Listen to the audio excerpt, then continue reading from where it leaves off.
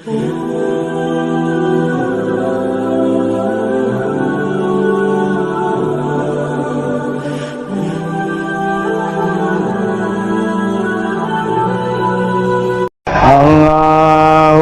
ya rafi'ad darajat, Allahumma ya rafi'ad darajat, Allah. Iyalah ruh diaturlah melalui guru mursyid, murid ngaranna aya nu langsung murad cara Kifudal bin Iyad dimurad ku Gusti Allah, dan sederetan wali Allah nu dimurad termasuk Gus Dur Tileletik Khari. Geus hese urang nyaritakeunana jelema menyikapi Gus Dur iyalah itulah sabodohnya nama, tapi terbukti jeung loba-loba deui wali-wali Allah anu dimurad ketika letikna geus khari kul adat urusan Allah teh mah nu Allah. Aya anu zikir bae tapi malah resep kana dunia, malah zikirna ge jang dunia. Atuh Kifudoli maca sholawat ge jang supaya loba undangan. Atuh terus bae atuh Haji Pendi baca sholawat jang karung supaya laku. Imah usah potong. Beres itu beres babacaan teh jadi lain tambah bagus tambah kredit. Nah tuh lalaunan setelah melalui guru mursyid kieu carana mulai engke aya satu ketenangan Allah meres rusuk ka jero hate. Diawali ku menyikapi dunia ternyata hiji ayat nu nyaritakeun dunia teh mulia kabeh mataul gurur, kabeh dunia teh tipuan wa mal hayatud dunya illa mataul gurur. Selalu kitu-kitu ad-dunya bahrun amiq qad gharqa nasun katsir. Dibacakeun ku khatib ittaqullah, khatib Jumat tukang khutbah ittaqullah wa'lamu. Sial tak khotib turun khutbah yang dibayar kan goblok tak khotib je di pondok tarolol kabeh gitu nya anu ngomong wa'lamu ittaqullah wahara tak khotib atuh ieu na ge digetruk-getrukkeun ku nya naon nagara tungkadna truk ittaqullah wa'lamu. Sial tak khotib na dunia bahrun amik kun gori kon asun kasih dunia bagaikan laut anu ngerem loba jelema nu kakerem ku laut eureun khutbah minta duit eta kiai deui goblok deuk iraha tuh bener eta kiai nyana nu khutbah jana nu hayang kukula pernah dipidatokeun marah ka kula kiai nu hayang dibayar teh kuari gitu lo ka dieu kuari disabodo atuh aing butuh teu aing ka sia di akhirat sia ku aing ditunjuk sia ye parang sana. Ajeuna orang pajar musuhan padahal mah teman nafsu na pedah kula teu dibere-bere seperti mah.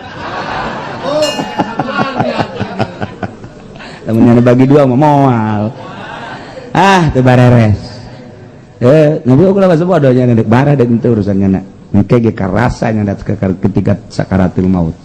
Masa ibadah dibayar itu masih puasa dia yang dibayar tuh aja budak letik ya ceng puasanya ke ku abah dibere 50.000 ya bere sore banyak nama juga ke mana orok teman kos gitu mah abah kula osok tak kos gitu bae tabang didik supaya daya puasa cennya kayak dibere duit kaji bidin mah minta duit tuh puasa cenah mah itu mah dicokot ku jasa. Nah gak didik bisaan kolot mah bere supaya daek doang kayak gitu mikir ka kolot dageun masa menta bae nanti lamun aya khotib minta duit orok teteh seperti mah hampura kiai nusuk minta duit asan itu aing balik aduh lah kanyahoan tahan heula sakedeung. Ya Allah, ya Rabb, Masya Allah. Atur supaya murni Setelah diatur jadilah waliyun min auliyaillah, waliullah. Cik Tuan Syekh Abdul Qadir lamun kula sadetik henteu inget ka Allah, anggap kula lain muslim. Oh harap Tuan Syekh Abdul Qadir. Syekh Abu Hasan Az-Zazili mun kula sadetik teu inget ka Allah, anggap kula ieu kafir. Leuwih dahsyat ngomong. Ku sebab naon? Ku sebab geus eueuh jasa hahalang. Selalu jeung Allah ka mana? Atas perintah Allah, atas gerak Allah. Cek Abu Hasan Az-Zazili hese neangan hahalang di hate kula. Di tangan ka mana bae jeung di mana bae hese aya hahalang. Sehingga kanyahoan naon nu aya di luhur langit, naon nu aya di handapeun bumi nganyana embung. Gusti ulah dibere kos kieu. Sebab abdi mah lain eta, maksud abdi mah ibadah ka Gusti. Mantap ketika aya muridna anu capeun jasa ibadah, asal udang peuting kesangan, asal udang peuting kesangan. Bebeja ka Abu Hasan, mama abdi mah ieu capek bae ibadah. Ai kitu sih hayang ulah capek. Hayang tenang, aya hayang tenang mah nafsu sia. Ibadah mah deuk tenang, deuk geunaheun, deuk capek, ibadah mah ka Allah. Nu mere capek Allah, nu mere geunaheun Allah, nu mere tenang Allah, ulah dipake ka hayang teh mah kumaha nu merena. Takarak terbuka jaheuh. Apan urang mah zikir ge hayang tenang lantaran ala bizikrillah tatmainnul qulub. Padahal mah zikir ke dibere ulah boga maksud hayang tenang. Lamun boga hayang tenang berarti nafsu urang atuh lain ka Allah teh mah kana tenang. Berarti tenang jadi pangeran. Kakaraknya terbuka, masya Allah, jahil. Atuh ibadah mah ibadah bae. Weh capek-capek ibadah mah. Weh tenang-tenang. Ja ibadah sia mah kitu asal boga duit be tenang.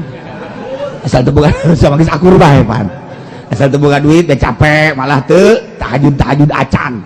Kunaon ieu parusing boro-boro tahajud. Tuh, jadi sasaran be tahajud deh. Mas sekarang gitu pan sia mah. Maju pendek kok ieu tahajud hebat-hebat. Oh, karung satrek laku alhamdulillah. Kaditu nanti tahajud kunaon rugi. Teu beres dari ibadah kos kitu mah.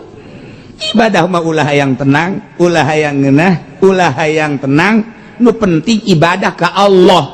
Mere kuat, mere tenang, mere senang, mere capek, Allah teh mah urusanana. Sanajan wali ge aya bae nu dibere capek eta ketika bebeja atuh capek nang Allah. Ku Allah teh fluktuatif, ditaikeun diturunkeun perasaan urang, dingeunahkeun dihenteukeun, dicapekeun dihenteukeun. Deuk nyoba ka walina, datang ka mana sia ketika capek, datang ka mana sia ketika gering, datang ka mana sia ketika susah. Ai kitu mah dibere sehat, dibere boga duit, pamajikan huhahehe atuh pantes. Sia bisa tahajud, dia bisa nganamatkeun Al-Qur'an ge. Kuari sia, kuari dibere gering, pamajikan marah bae, duit teu gablek. Ayo nyo. Pere tena tuh, parah tuh caknya tuh ya, pegawaiannya nomorun. Nah, itu dek istiqomah teh hese. Nah, ketika urang inget aing mah ibadah ka Allah, nu mere capek ge Allah atuh terus bae. Aing mah ibadah ka Allah dibere tenang nang Allah. Aing mah ibadah ka Allah dibere senang nang Allah. Hayu bae geus ka Allah, capek, ngeunaheun, tenang. Deuk ka Allah ieu lain ka capek, lain ka tenang. Beres karek ibadah. Lamun urang teu dituduhkeun ku wali Allah mah nya. Urang mah hayang ngeunah bae sagala. Dahar ge asal dicip-icip teu ngeunah bae kaditukeun. Kaditukeun. Malah ka belah dieuna mah. Neng, sia teu bisa masak ieu rumah tangga geus kebal-kebal. Goblok meureun sia mah. Mulai geus aya goblogan di dinya. Tangkorak sia, aing kawin deui ge ieu. Nah, mulai geus. Lain ge bagusan deui pamajikan. Atuh, nyaur asem ge dikonengan tentunya. Salah pamajikan ge serba salah. Tapi cak abah teh apa? Ai waliullah mah lain kitu. Neng, nyaur asem, di alam bae. Masak neng mamun geus masak ngeunah jasa. Apanya ge bari sising sate. Eta dongeng abah bisa aja sata abah. Masya Allah ku bunga-bunga nyaur asem teh dikonengan. Ya Allah, ya Rabbi cak salah kieu si pamajikan kudu jadi kieu. Waduh, masya Allah. Terus dia diicip-icip, neng, hebat amat di sayur asem di konengan. Sakit juga saeutik konengan. Padahal cek salaki kumamun isuk loba jasa ya konengan. Masya Allah, tak teu ngalemna. Geus sakitu ayahana atuh langsung dicarekan. Masya Allah. Nah iyalah waliullah ay daek dahar itu daek dahar itu daek ulah cekeun geunah aju isuk datu bejaan deui noloba neng kana neng kayaknya na mikir bener itu si aing diatur teh maksudna kumaha ulah aya masih wallah cara nu geus jarana di wali Allah minimal orang bisa setengah geus mantep jasa.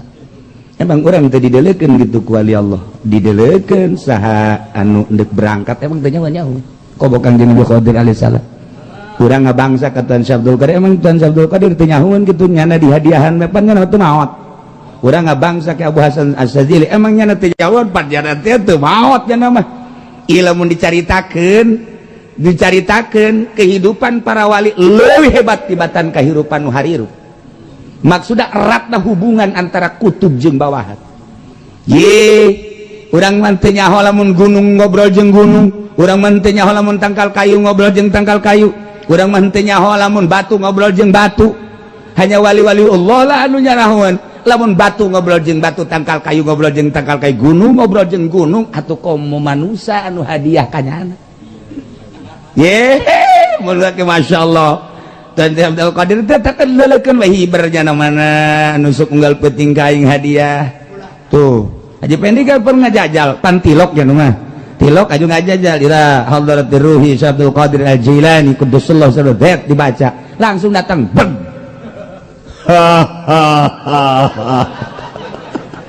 aya naon sia Pendi di dagor bae sia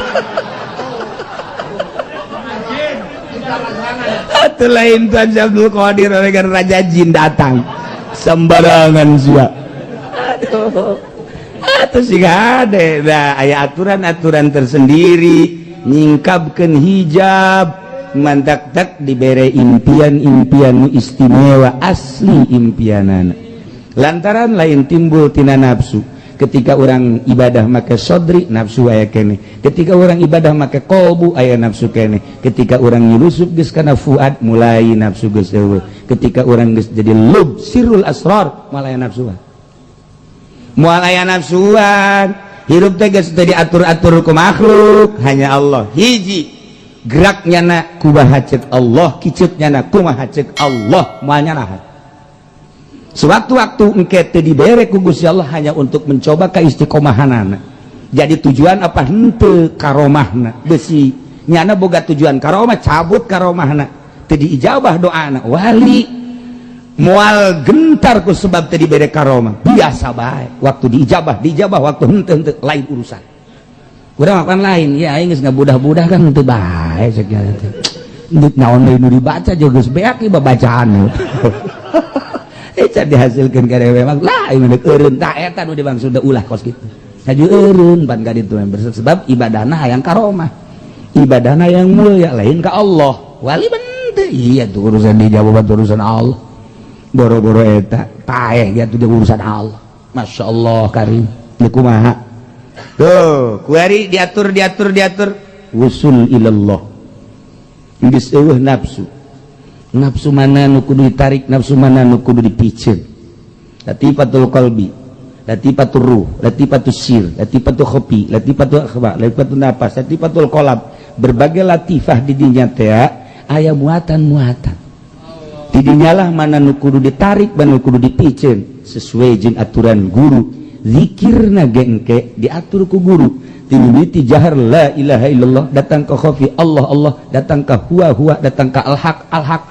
datang ke al-hayyu al-qayyum al-jabbar sesuai jeung aturanana teu meunang pindah urang ti lama budak bihakin datang ka maksud lamun eueuh nu mindahkeun tidak lama sudah ulah pindah kana lamat luba lamun eueuh nu mindahkeunana guru mursyid jeung urangna geus kajahoan aya perasaan tersendiri guru mursyid moal nyalahan ketika orang pindah rasa nyahoeun nyana moal disebut mursyid atuh lain haji mursyid mah ya deui sakadar haji mursyid batu lain deui ieu nu batak disebut mursyid geus eueuh duniaan sehingga nyaho murid naik jeung turunna mendak ieu kuari thariqah teh ambalayah tapi salah ngajarkeunana ente lamun berthariqah insyaallah dagang maju kok thariqah si jurusanna dagang ente insyaallah asup thariqah ieu engke lamun asup thariqah ieu jabatan ente bisa naik.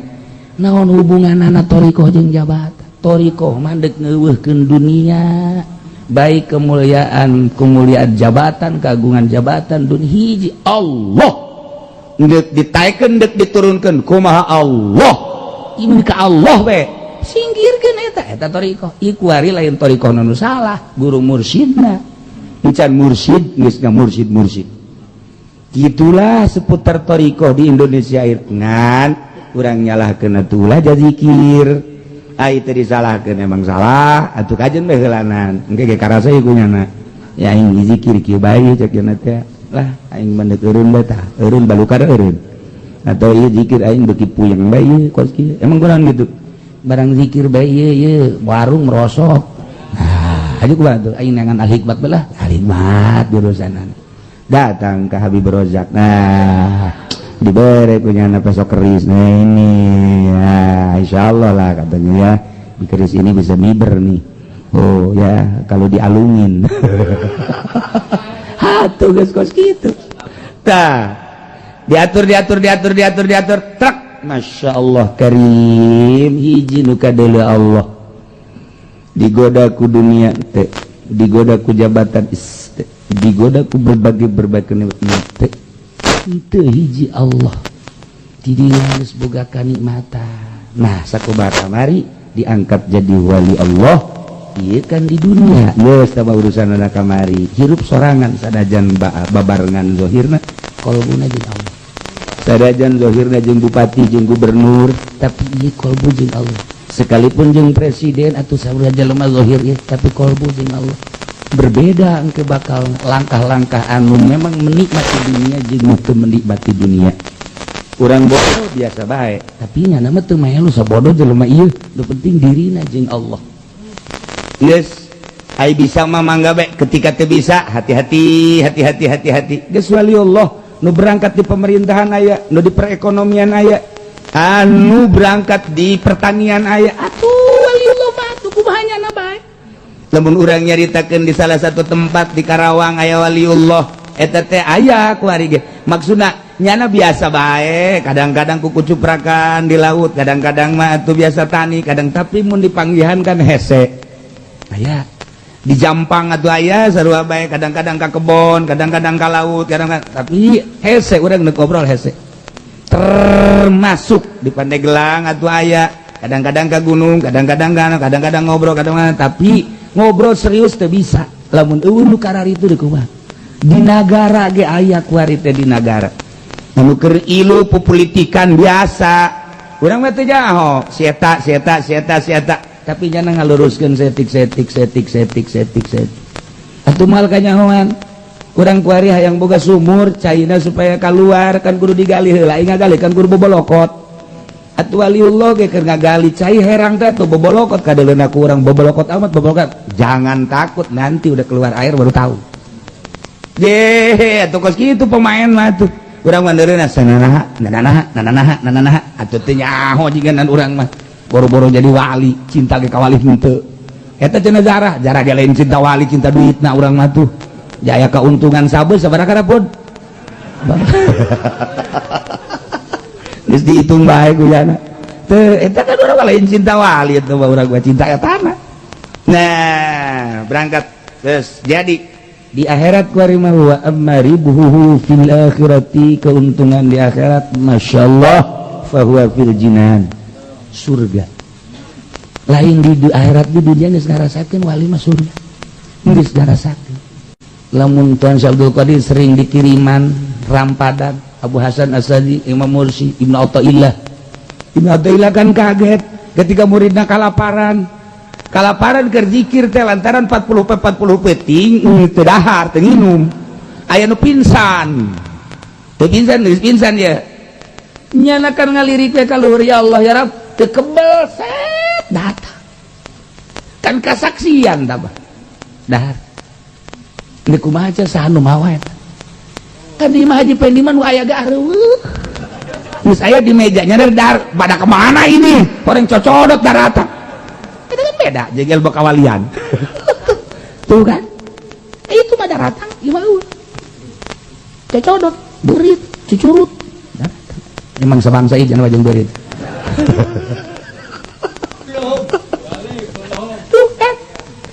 Masya Allah karim surga walhur bidadari atupan bidadari mah lain cara orang Bandung jeung Karawang atunya namun nyidu ka laut seungit atuh kelek lagi seungit dak atuh coba artis kelek da mun teu make Rexona bahal Masya Allah karim atuh seungit ya nama ya Allah ya Rabb lamun cinggirna ditololkeun ka dunya mata poe mit hampura cek mata poe pula eleh ku cinggir bidadari mata poe mundur mitelah hampura cek yana anu dek lumpakanna sagede Haji Pendem sudi ayeuna atuh teh sudi numpakan bidadari potongan kos kitu teh cak urang cak Allah mah mangga bae atuh teh mah nyangakeun sadaya-daya ulah wakahayang sia pikiran lah ibadah lah ya Allah ya Rabb wal kusur istana gedong atuan batana ge lain buatan Cisoka bata buatan Cisoka mah komeng kahujanan jadi tanah sial ta Cisoka ya Allah ya Rabbi ieu batana ge tina zabarjud inten permata Masya Allah karim ieu tajang wali-wali Allah wal gilman pengladen-pengladen sekitarna anu ngaladenan urang hayang naon ku padahal teu perlu diladen tapi jelema gede kan diladen wal asribah berbagai minuman geus puguh kopi geus puguh susu geus puguh arak geus puguh minuman-minuman luar biasa deh segala kahayang minuman aya kabeh ya Allah karim sairun ni'am jin berbagai kenikmatan-kenikmatan fi jannatin ula wa hiya jannatul ma'wa yakni surga ma'wa aya segala rupa dibere bidadari seorang 70 Masya Allah incan bonus-bonus ya Allah bukaan ku orang ayo guys orang di luhur beteng ayo pindah ti beteng ke beteng ti susu ke susu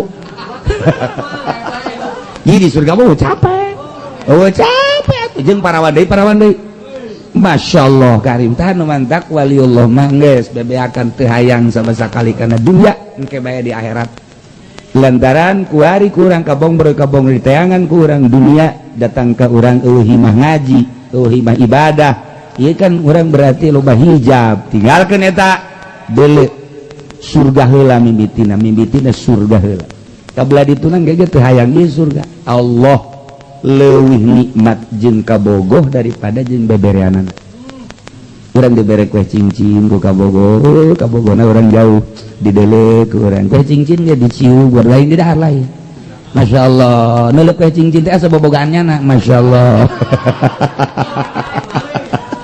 aduh teh bobogohan tololnya saya tak atuh kue cincin diminyak misi kana naonan nikmat dol besar witina anu ngiriman kue cincin dibalangkeun teu hayang aing naon anu bogana geus mandang bibirna kue cincin geus eueuhna naonan memandang senyumna kue cincin eueuhna naonan kukorbankan segala-galanya untukmu nyawaku kuwakafkan untukmu budak tolol jasa ta bobogohan Masya Allah diterik matahari terasa sejuk ketika aku bersanding denganmu tanpa harus ada payung engkau sudah menyejukkan hatiku Masya Allah gombal nah iyalah jadi urang teh kuari mah budak keneh urang mun ditanya ibadah hayang ka sorga orok teh kos kitu mah ngadahar bade krisin embungeun lantaran paek diamisan supaya daek nah ieu ge hikmahna maca sholawat ieu hikmahna maca ieu urang percaya kana hikmah kabong bro engke naon teu hiji bae Allah ketika geus dibere rasa jeung Allah geus udah naonan sorga mah sapira sorga atuh Jepang nikmat-nikmatna di akhirat di sorga atau kapan neuleuh Allah ketika orang diberi neuleuh ka Gusti Allah engke jaga di sorga jeung pasti eta kenikmatan sorga seakan-akan naon gitu garan lebu anu berkeliaran ku eueuh harti-hartina sedengkeun Kangjeng Nabi mah iraha hayang bisa din Allah teh aya urang makan di waktu aya anu seminggu sekali anu sebulan sekali Haji Pendek mah lah sak sorga sakali dong anu teu deulis teh sakitu ge jatah tadi namanya nama di luar tuh bisa ke jero. Di luar ngana judi garrokeun kurang surga pen sidi pen dah tadi dawanya dah di luar baca tuh menangin ke jero tuh buka kuncina masalahna sebab kuncina teh kapan kudu Islam jadi rogok kuncian salatna teu nyangkol salat teu nyangkol jeung zakat teu nyangkol bisa dibuka tuh kuncina ngan nyana ikan neraka merembung ka surga teu datang di tengah ngan di garrokeun we ku kawin gede pen aduh Masya Allah. Nah iyalah keuntungan mengurus ruhani tinggal urang na baik wari sangkilang urang encan bertorikoh tapi langkah urang soba mulayan hiji udang tipeti ulah kapihlan kudu dihandap udang biasa normal iya mah ini dihandap udang mulu berperem ini lu kasih si ayat cek lah beres pegang kiai sia Masya Allah karib tadi wudhu sanajan 2 rakaat sebab sholat 2 rakaat tengah penting anu ngaran tahajud deh lebih bagus tibatan dunia jeung esina terang lamun inget kadinya ngarenjak lamun teu sholat Masya Allah 2 rakaat lebih bagus jeung dunia jeung esina ya Allah ya Rabb rugi amat atuh lamun teu 2 rakaat aca terus dibejaan kitu ge teh coba ge penting aya eueuh coba ge mesti bejaan ke komang tadi bejaan mandak wa bilal laili fatahajjad bihi nafilah Masya Allah guys diangkat jadi wali teh la yazalu abdi yataqarrabu ilayya bin nawafil dengan nawafil seakan-akan fardu sebab lawan neuleuh Allah cek Allah sia ngagawean sunah geus kos fardu bae tu komono fardu geus maneh kekasih aing hatta ahbab atta uhibbuk sehingga aing cinta ka aing sunah bae kos fardu maneh atuh komono fardu urang mah fardu teh geus dianggap sunah geus hese jasa zuhur ge dingkeng hiji jeung asar asar ge kadang-kadang waktu subuh mah geus istiqomah jam 7 jam 7 aja kieu we Allahumma hadi dicak anakna kok duha si pake kunut apa mah berat sahna jadi pamimpin ayat 10 nomor kahiji kudu muslim sanajan di negara eta campur aduk lantaran hukum nu paling diakui tindakan nu paling ngeunaheun ialah tindakan-tindakan Islam maka tesah fala tasihu tauliyatu kafirin tesah ngajadikeun pemimpin seorang kafir cing hade baik pemimpin nomor hiji raja presiden tawa gubernur bupati camat ulah datang ka kafir doraka nomor kedua kudu mukallaf jelema lamun teu mukallaf budak misalna edan misalna boro-boro dek mimpin urusan batur sadalah dirina ge urusan jadi kudu bener-bener nu mukallaf ulah budak ulah nu edan di urang memukalap ngan bertingkah kos nu edan malah ngaedan-edan maneh gitulah di negara urang perbaiki gerak ulah sampaikan ke urang adanya presiden urang gubernur urang bupati urang camat urang mabok hilang akal guar mukallaf atau main poleca budak letik pan main poleca atau main lang-layangan memobilan eta ngaranna budak letik geus aya lurah camat anu bertingkah budak letik mening di talian bae make dadu diseret ganti kudu mukallaf. Nomor katilu urang kudu merdeka di urang masalian merdeka kabeh merdeka. Nomor kaopat zakaron kudu wong lanang aja wong wedon ge sirama mengkonon. Wih ditumbas saking umroh ge den pilih wae wedon ge siama boloon aja gewi iki anak kiai-kiai yang wis umrohaken merene iku gemblong itu wis ya aja den tengok-tengok ya anak wonge iki siapa jenengannya kiai wis iku mah dan rahasiakeun ge saya omong konon we gedelengnya maring kiwa wae ge aja ge antengen gak ono ge aing kasurupan Jawa Seheran ye aja wong edan ya dosa iku widi mengkonon sirang ya wis yang wis mah wis bae ya dan isi baraken bae aing bener tante teh si bahasa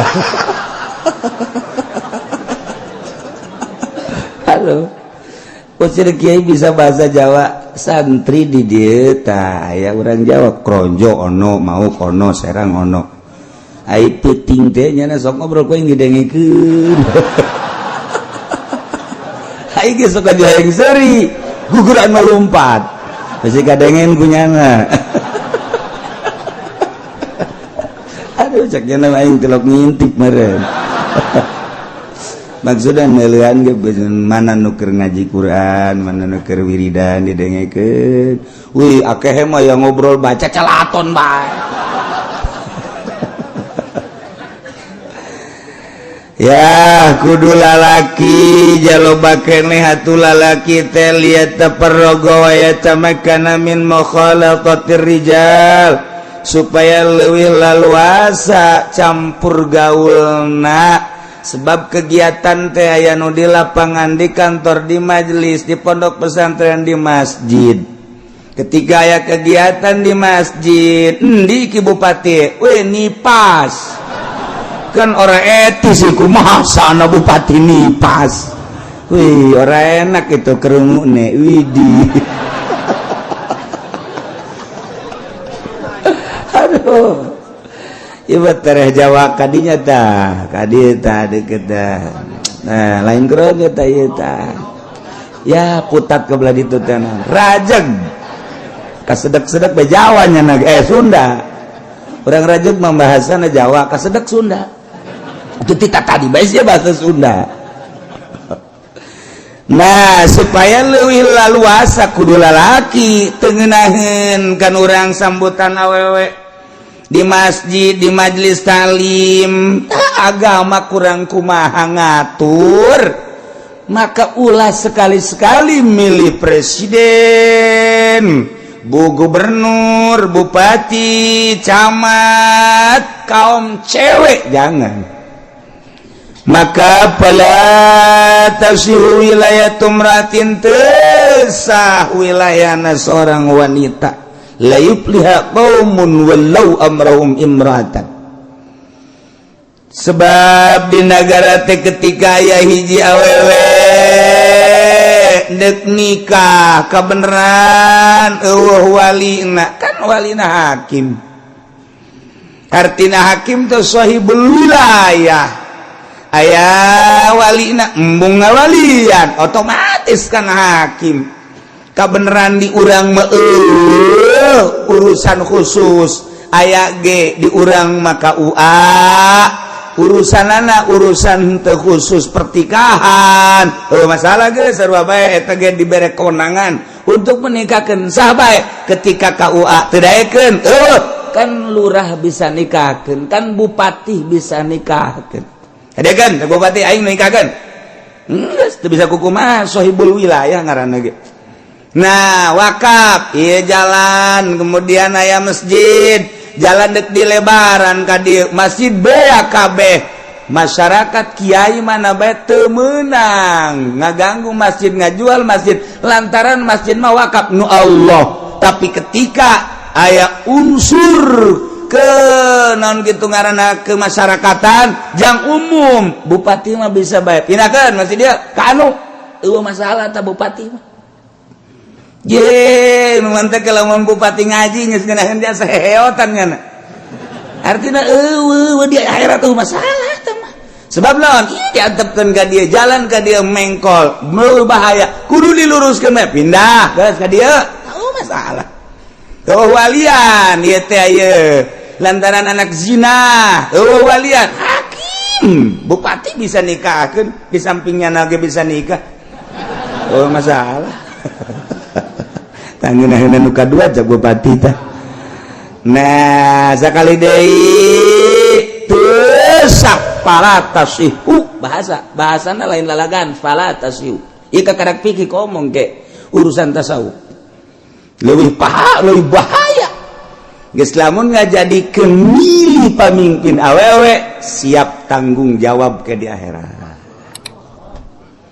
ih lalala duh cenah kamari di umroh ke geus gantian deui ka ditu duitna uligung jalan kita urut umroh kamari hampura tah ieu mah dek dibalikeun deui bae tapi dek dipenta deui ku kula hei cak atut sia tah aing Medan cak kiai teh urang duaan aredan kabehan ieu ulah pala tasihu wilayatu mrat desah wilayahna awewe wilayatu khunsan wandu banci tesah sanajan jelas sifat kalalakianana tesah lantaran loba urusan-urusan anu kudu diputuskeun ku pamimpin kudu ditangani ku pemimpin urusan-urusan keagama nomor keempat zakaran nomor kalimana Quraisyan kudu golongan Quraisy sebab cek Kangjeng Nabi al-a'immatu min Quraisyin pamimpin kudu ti kaum Quraisy sebab kaum Quraisy boga kekuatan pemikiran jeung fisik anu luar biasa lamun golongan Quraisy pain adima pamuntasibun ila kinana golongan kinana mun golongan kinana rajulun min waladi Ismail mun rajulun jurhumiyun mun pokona mah kitu asal urang Arabe mun pilihlah di kalangan urang nu kira-kira teger sebab pemimpin teh ngurusanana dalam negeri jeung luar negeri urusanana ketika urusan perpolitikan kalut nyana neuk diserang ku negara luar kudu siap segala rupana pemikiranana fisikna bila perlu nyana jadi komandan perangna kan lamun kuru mah kuru nah ini kan teu etis pemimpin kuru cek urang luar negeri emang eueuh deui nu lintuh di Indonesia ieu mah keur carita sih mah suka bisa serian heran ugu nang milih sia ieu keur carita nah engke-engke deui mah mun milih presiden nu teger nu gagah sebab urusanana lain sakadar urusan dalam negeri tetapi urusan luar negeri kuateun henteu otakna ketika kalut perpolitikan urang tingali Suriah urang tingali Yaman urang tingali Irak tingali itu negara-negara lain Turki kada naon gitu modal mamar kada nah eta teh kapan teger ai teger mah kajen kumaha ge ngeunaheun perang urang ngeunaheun kana hatena sebab pamimpin urangna teger henteu perang mah kanyahoan jalur politikna kan ngeunaheun kos anu tinju kelas internasional begitu naik geus lah cek urang paehan bae TV ye kunaon geus malah menang gajeun ku kumaha ge mending dibandingkeun ieu TV-na kunaon lawanna gulede nya kuru jasa ieu mah teu kudu main tinju geus diudag-udag ge diudag-udag paeh teh heula ieu mah eta kan kos kitu da ieu pamimpin teh lain lalagan leuwih tibatan eta emang kumaha gitu mendak kudu bener-bener anu boga turunan Quraisy teh maksudna mah boga turunan adu mencara kotok naon eta kotok naon leler jadi jangan mau geus dipacokan ge batur eureun macok kongkorong sia cak kotok teh cak nu sajen kongkorong bebek pacokan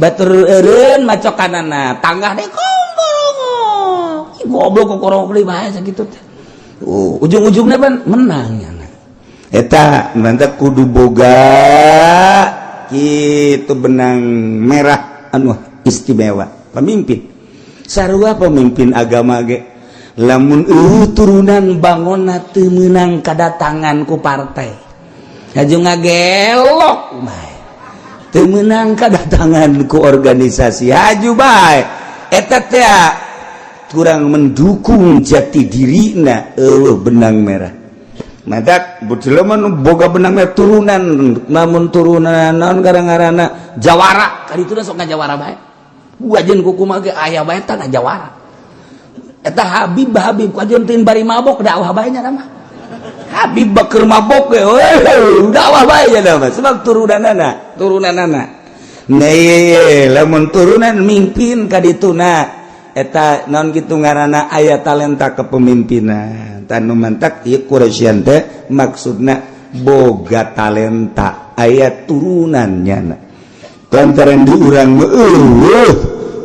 bangsa keturunan model Quraisy kinana Jurhum dan lain sebagainya geus bae teangan jalur anu teger jang memimpin sebuah negara baik Imamul Azam nomor 1 atau gubernur bupati deuleu urat-uratna ulah sambarangan kadieun hebat tapi teu boga urat moal beres kadieun kumaha tetep kudu nu boga urat kepemimpinan nomor kagenep adlan kudu nu adil lantaran lamun teu adil mangke rakyat reaksi yang ali lamun aya 2, 3, 4, 5 calon presiden mana lupang adilna ternyata hese nu adil wa idza ta'azzaratil adalah fil a'immah wal hukam qadamna agallahum fisqan urang deuleu nu paling minim pasekna bae lamun nu adil nu paling rada saeutik pasekna si ieu calon bupati atau calon presiden korupsi teh ieu mah 1 triliun neangan anu 1 triliun bae kitu-kitu keneh eta mah tuh ieu mah 1 triliun neangan asa miliar gitu rada deres bae pasekna rada deres tah eta kos kitu tah si ieu mah lamun main sodok ti isuk datang ka magrib tah neangan datang ka lohor bae dan itu mah rada deres anu sok lohor geusan tah anu kos kitu tah atuh hese jasa kuari mana yang nu adil mah hese ngan nu rada deres bae nu rada deres pilih kurang kengke deui sing ade lamun urang calon presiden maksudna deuk menang deuk eleh eta mah urusanna sabodo tapi urang teu kadorakaan ka di akhirat boga dalil urang kunaon sih mantek milih eta anu kunaon sih mantek milih eta anu kunaon sih mantek milih eta ge engke di akhirat kan ditanya di akhirat ditanya kunaon sih milih si eta si kuru si blusukan kunaon eta ketemu bakal ditanya emang kumaha gitu ya jadi orang ke di hadapan Allah bakal ditanya kam milih calon presiden calon gubernur calon bupati engke orang bakal ditanya si hadek Pandeglang bakal calon Bupati Serang, calon di urang mereda angel kene helanan bangsa 3 tahunan deui. Gubernur mah meureun tereh, nah ieu sing ade besi aya cewek, urusan batur sabodo nu penting urang ke di akhirat besi ditanya ku Allah, urang ulah datang ka ngajungkel ka jahanam ku gara-gara urang milih cewek. Gara-gara milih nu teu adil. Sabian nomor ke-7 kudu mujtahidan jelema ahli ijtihad berarti pinter aliman mujtahidan supaya nyana nyawan kana hukum-hukum jeung urusan manusia ketika aya nu patali jeung hukumnya na geus boga pemikiran sorangan sebab pinter tanpa menta pemikiran-pemikiran kanu sejen walaupun nyana menta pemikiran tapi nyana hanya untuk mempersamakan atau jang nyoba doang kumaha ieu coba bawahan aing nyana geus boga aturan sorangan nurutkeun cek Al-Qur'anul Karim nurutkeun cek hadis Kanjeng Nabi kaul ulama jadi bener-bener nyana teh boga wawasan urusan keagamaan ngeunaheun kena nu patali jeung politiknya geus boga wawasan patali jeung perekonomian nya geus boga pemikiran nu patali jeung budaya nya teh geus boga aturan ieu aturan ieu mah kos kieu mah teu bagus diterapkeun di Indonesia nyana ijtihad kumaha baikna di Indonesia sebab orang kan tengenaheun ngadengena lamun gubernur Jakarta melegalkan minuman sanajan aya kafir jeung nyana berdasarkan demokrasi deuleu ka sisi kagigir lantaran mayoritas Islam ieu kan mengundang tah ulah datang ka kos kitu gubernur teh nu kudu boga ijtihad aliman mujtahidan supaya ngeunaheun ka muslim ngeunaheun ka kafir kumaha coba tah kos kitulah milih pemimpin geus puguh sama kafir salah ulah eta nu milih kafir di akhirat engke bakal ditanya teu kudu aliman mujtahidan. Kemudian baheula di Banten memang ku bahas sejarahna di Banten keur zaman Syekh Yusuf eta teh Kesultanan Banten dikuasai kapan ku Cina nu bantak eta teh lambang-lambangna teh lambang Cina malulu lantaran nu mendominasi perekonomian jeung perpolitikan teh Cina baheula teh zaman sabada Maulana Hasanuddin di zaman Maulana Hasanuddin dia Cina teh terlibat. Kemudian di zaman Syekh Maulana Yusuf putrana Cina sangat dominan perpolitikan jeung perekonomian. Mun urang maca sejarah Banten ketika aya seorang Cina anu diikuti ku masyarakat lantaran brilian otakna tentang politik jeung perekonomian anak nyana dipilih ku masyarakat Banten supaya nyana memimpin Banten dengan syarat masuk Islam nyana. Mantap pernah dipimpin ku Cina Banten teh gan asup Islam. Eta aya julukan Kiai Ngabehi Banten. Eta teh Kiai asup Islam, Cina asup Islam. Mantap begitu maot musyawarah kabeh di mana dimakamkeunana ieu lantaran nyana geus membawa keistimewaan Banten. Keistimewaanna di antara naon? Hubungan jeung Perancis, hubungan jeung Inggris, hubungan jeung Belanda. Perekonomian Banten teh sangat istimewa lantaran di dinya teh loba hasil bumi di antarana pala, kemudian kayu, kemudian kalapa. Eta teh anu diekspor yeuh ka Perancis, diekspor ka Inggris, ka Belanda, ka Amerika. Banten teh luar biasa gara-gara aya kiai ti Cina asup Islam. Atuh deuleu ka ditu. Ka ditu deuleu atuh. Leluhur urang, Masya Allah mantap lamun aya Kiai Ngabehi. Eta teh Kiai Cina asup Islam Banten. Zaman Syekh Yusuf. Mantap begitu maot jana sebab geus mengangkat Banten, maka kiai tersebut di mana dimakomkeunana lantaran nyana keturunan Cina, apa dibawa ke Hong Kong, apakah di dieu ngan nyanyian kuburan khusus, apakah di Syekh Yusuf, apa di Maulana Hasanuddin. Ternyata musyawarah seluruh ulama penggede tetap nyana dimakomkeun di Kesultanan Banten. Dimakomkeun di Kesultanan Banten ieu teh Maulana Hasanuddin. Nah, ieu kabelah dia keluar tah ieu tadi dia tah. Ya Allah ya Rabbi, istimewa cina mah tiba heula ge. Nya mah ngabogaan otak ngan dituntut pimpin kami ku maneh sebab maneh hebat bisa itu ekspor impor lancar eta teh ti Karangantu terus kapal-kapal gula di daratan.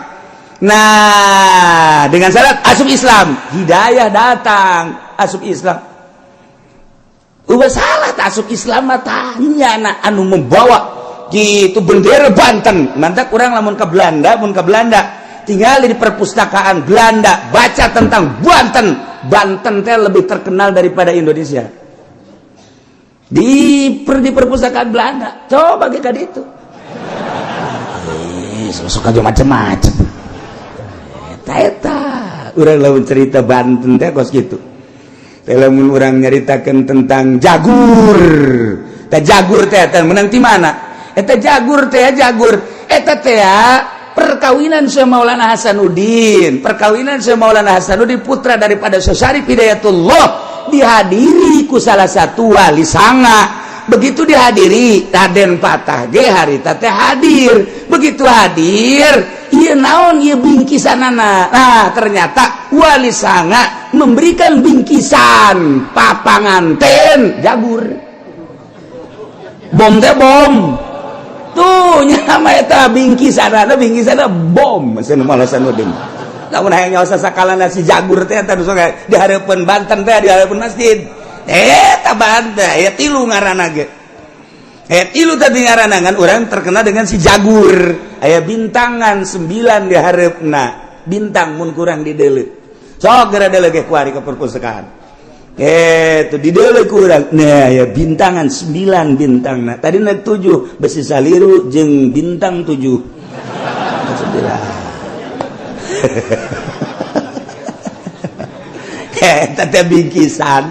eta bingkisan nah kekuatan anak cuma 65 meter kekuatan bom eta jadi begitu di setel ku Syekh Maulana Hasanuddin di dia di Banten kekuatannya cuma 65 meter dudur berdoa Syekh Maulana Hasanuddin ya Allah 65 meter mah deket teuing Gusti sanajan ieu pamere ti wali sanga tapi tetep ya yang boga kaistimewaan sok kumaha kahayang kula lamun Gusti ngaijabah ka kahayang kula ieu deuk digunakeun pake perang tapi lamun Gusti teu ngaijabah maka ieu jagur deuk dibalikan deui ka ditu gitu batur mah ngadoa teh pohara langsung ti Gusti Allah geura coba kumaneh atuh aing mere jeung ijabah ka sia hei Maulana hei Hasanuddin dicoba kunyana coba cek nyala 300 meter coba 300 meter coba 500 meter 500 meter coba cek nyala 1 kilo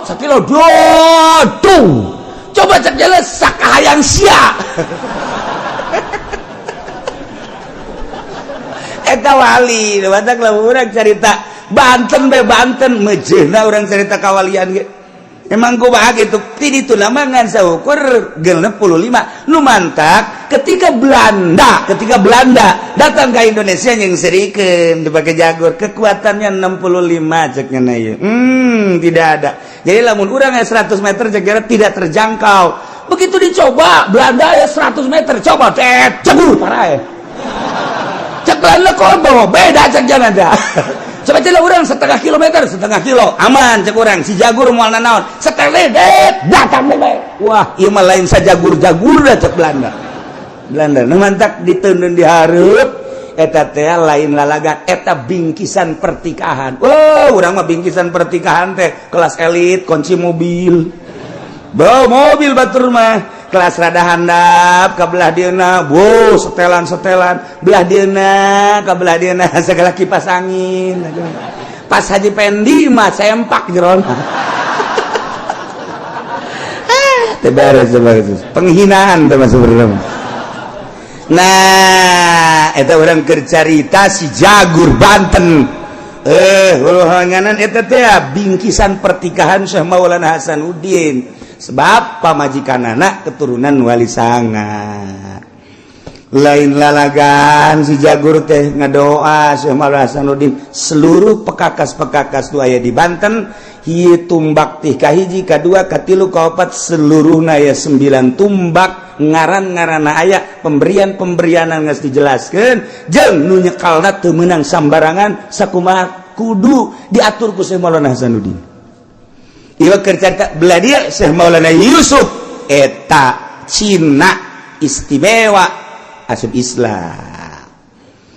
Gitulah cerita tentang Keraton Banten ala kadar walaupun Cina akui kurang asal asup Islam Banten modelnya lain sekali tidinya terus ganti tilu katiluna Cina deh baik tetapi tetap asup Islam masalah sebenarnya mah janu diakui nama tetap be otakna adlanna jeung ngabogaan pemikiran-pemikiran jang ngabangun kesultanan ti harita terus datang ke belah dieu Banten encan bangkit deui kemari ye zaman Syekh Amar Khatib minantu daripada Syekh Asnawi ti harita pat datang ka kuari encan bangkit deui datang ka kuari encan sultan nu araraya ieu teh sultan barariasa bae sebab naon henteu pernah neuleuh secara gaibna nu dideuleuh hanya kesultanan kerajaan zahirna bae padahal batinna kudu kumaha kitulah cerita tentang kepemimpinan ieu ge mujtahidan sujaan kudu anu gagah ulah anu beleye meng pelehe terasa kurang boga pamimpin ngomong teh jelas awak meng pelehe boro-boro dek diperangkeun atuh ieu mah balap lompat biasana ngajengkang ti heula kudu sujaan syaja'ah quwatul qalbi indal basi kuat gagah teh kekuatan hati dina nalika kalut ketika kalut lain lompat tetapi nyana bisa memecahkan permasalahan eta ngaranna gagah kos urang 10-an dek lempang kemudian lewat kuburan kudu aya salah saja pemimpin cak pemimpin tenang sia di sisi ieu sia di hareup sia di tukang aing di tengah gagah kan ngaranna orang jero nama borangan okos lu gagah bae belah dia sia di dieu lempang bareng teu beunang aya nu lompat pokoknya tenang salila aing di tengah aing berani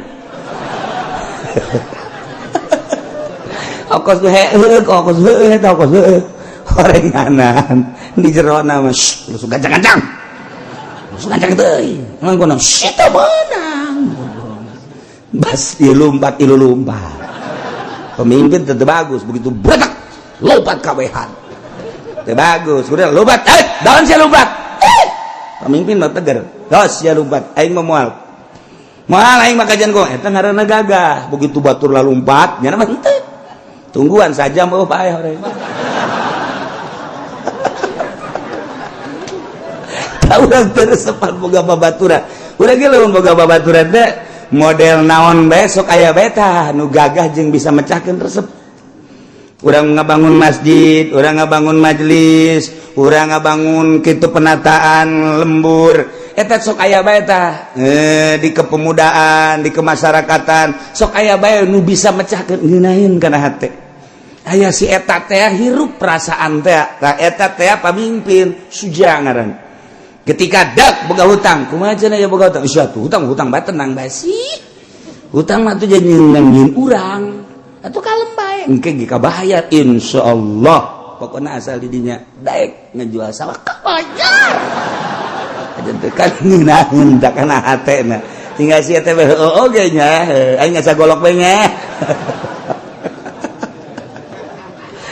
jadi kira urang lamun lempang dinu poe kan aya anu gagah mah tenang ulah sieun mun aya anjing atuh sapira anjing nyana-nyana urang-urang sih deui ngeunaheun kana hatena urang itu besi aya ririwa tilok anu paeh ku ririwa tilok aya palingnya pingsan ulah salah geus ngeunaheun kana hatena ieu bae Pak Kiai urang lewat kuburan Jadi kumaha mangkani dirinya sok aya ji. Tuh kumahanya, kumaha tah menurut Pak Kiai ngendong bayu. Pada eta kiai yang peleh eta mah kitu mah. Lah sudah dijadikan pamimpin tah kiai kos kitu mah. Nya sama bangsa ngendong bae kitu lah. Tah leutik wawanen tah mah. Nyalian tah kiai kos kitu. Kiai, orang lewat dia, di ditu sok aya garong, garongna manggaring marogolok sok pestol. Ji. Kumahanya urang hayang hirup keneh kan. Urang balik maningan ulah balik lah penting ieu lah, teu bagus kiai. Teu bagus. Kiai, itu sok aya garong manggaring aya golok apa. Ya. Mama geus wiridan hizib ti leutik. Pokokna mah lain jang mama bae. Setiap nu bareng jeung mama muranteng di mama ayo. Hayang nyau garongna sagede kumaha sih? Pokokna urang mun pae babarengan nya. Sia ajak nu milu teh. Tetep mama ieu karate geus asak. Silat geus mama mah hiber lamun silat teh mama. Cimande atuh mama di Bogor dagang salak sabaraha taun. Ujianana geus pokona mah tenang. Cikalong mama di Cikalong lila. Di ditu dagang es malah mama di Cikalong. Kalem pokona mah hayo geus berangkat. Jus wirid-wirida. Atuh ieu mama mah aya aturan wiridan zat. Heup salasar bekem. Geus cenah moal bisa calangap. Eta geus salasar bekem. Ngan siana ulah calangap. Mun sia calangap itu ge nuturkeun calangap sia. Ya itu lamun aya anjing coba ge, mun aya anjing. Anjing, wow, salasar bekem. Moal daek gonggong anu ieu nan teu muka mah ai anjingna mah tuh terus bae.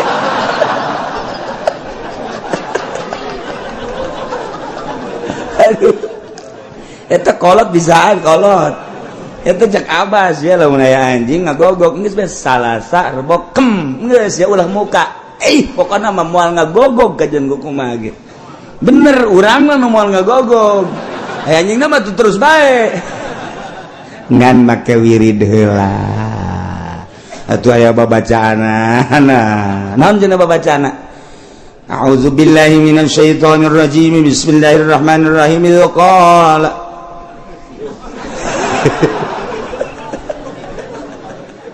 Inni ra'aitu 11 kawkaban wasyamsa wal qamara ra'aituhum li sajidin. Salasar bokem. Geus. Jadi resepkeun awewe ka urang.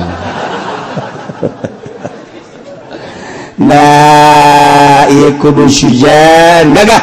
Deles sosok nu gagah engke. Resep urang boga pemimpin gagah, tampil prima perasaan. Hei.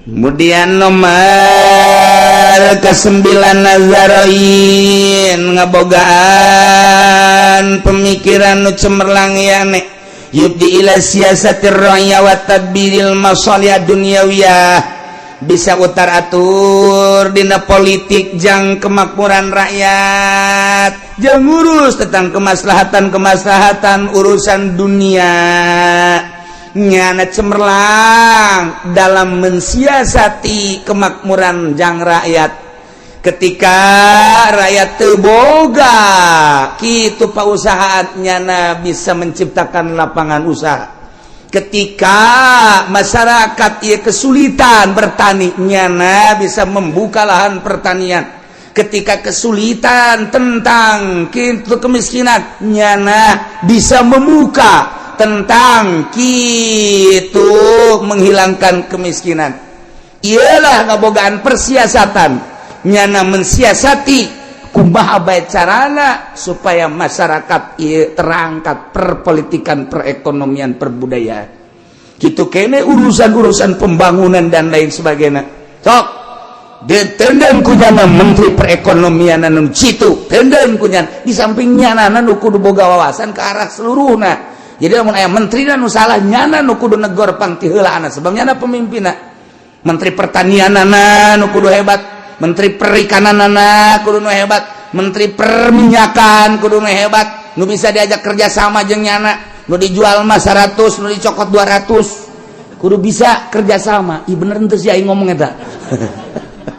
nah kos gitulah negara jadi ngeunaheun negara teh maju ngeunaheun ulah ngadagoan masyarakat lapor ka DPR lapor aya naon ya jalan di Pelakan Cau ulah datang ka kos kitu coba hayangnya hoja duit ambalayah jasa coba dok laporan aya kemacetan di itu ulah datang ka demo ke DPR memecahkan lagi geus teu barere cos wari mah coba tuh jakabehan ge nyanaho ieu kumaha ieu cara mengenangani kemacetan bila perlu di jalur atau dua jalan teh lamun masih kene dua masih kene hese kene bae macet kene bae di tahap kurang teh jadi aya tahap hiji tahap dua jalan teh kos imah bae kos gitu jadi kurang teh itu disusun jalan handap ieu jalur jalan truk ieu paranti mobil angkot ieu paranti kos itu jadi kula malah menjadi bupati bisa sih